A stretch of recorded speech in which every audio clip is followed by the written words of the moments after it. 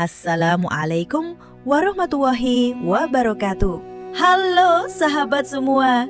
Hari ini kita akan mendengarkan sebuah kisah luar biasa. Kisah tentang keajaiban, keberanian, dan pertolongan Allah yang nyata. Inilah kisah Nabi Musa alaihissalam dan Laut Merah saat laut pun terbelah demi menyelamatkan orang-orang beriman.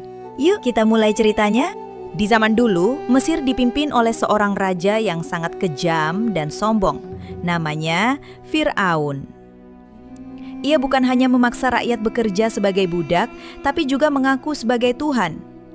Pada masa itu, lahirlah seorang bayi dari kaum tertindas Bani Israel. Namanya Musa. Tapi ada bahaya besar.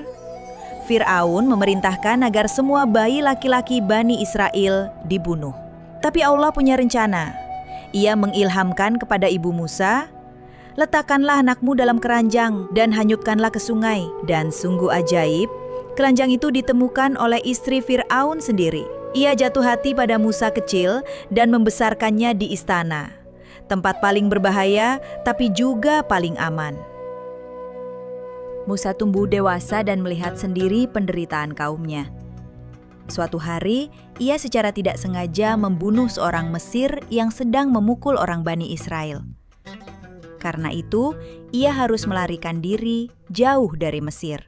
Hingga akhirnya, ia sampai di negeri Madian.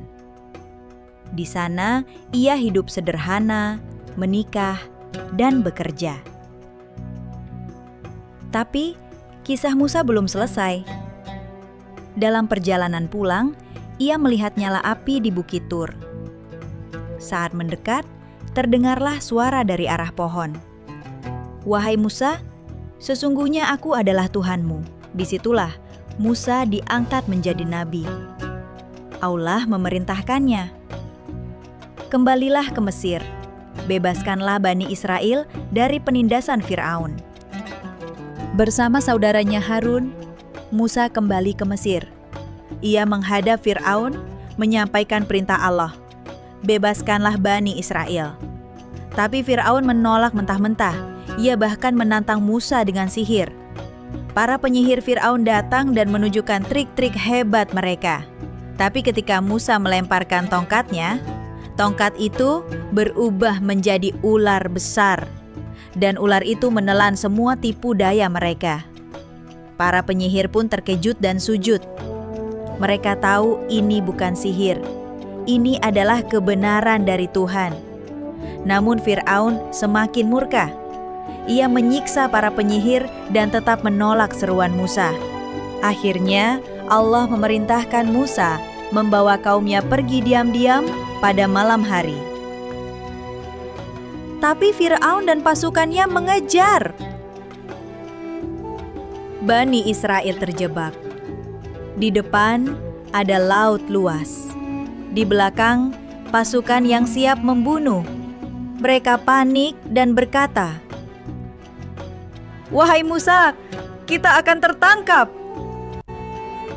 Tapi dengan tenang, Musa menjawab, "Sekali-kali tidak. Sesungguhnya Tuhanku bersamaku dan Dia akan memberi petunjuk." Lalu atas perintah Allah, Musa memukulkan tongkatnya ke laut. Dan terjadilah mujizat. Laut pun terbelah. Air menjulang seperti tembok di kanan dan kiri. Jalan kering terbuka untuk dilalui. Bani Israel menyeberang dengan selamat.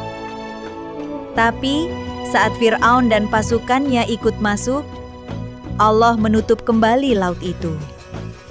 Fir'aun dan pasukannya tenggelam. Sebagai pelajaran bagi semua umat.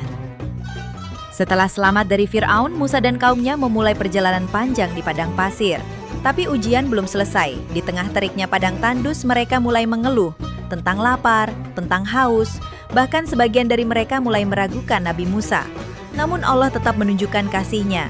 Ia menurunkan mana dan salwa, makanan dari langit. Ia memancarkan air dari batu saat Musa memukulkan tongkat. Tapi manusia memang mudah lupa.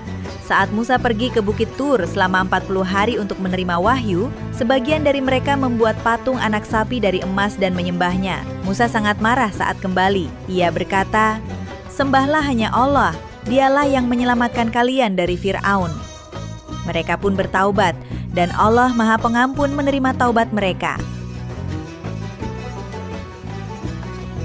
Sahabat semua, dari kisah Nabi Musa alaihi salam kita belajar bahwa iman yang kuat bisa menembus segala rintangan. Keberanian yang bersandar pada Allah tak akan sia-sia. Dan ketika semua jalan terasa buntu, Allah selalu punya cara untuk menyelamatkan hamba-Nya.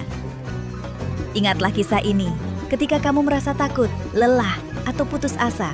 Karena jika Allah bisa membela lautan, tentu Ia bisa membukakan jalan untukmu. Teruslah percaya, teruslah berdoa. Karena keajaiban bukan hanya milik masa lalu, tapi milik siapa saja yang yakin kepadanya.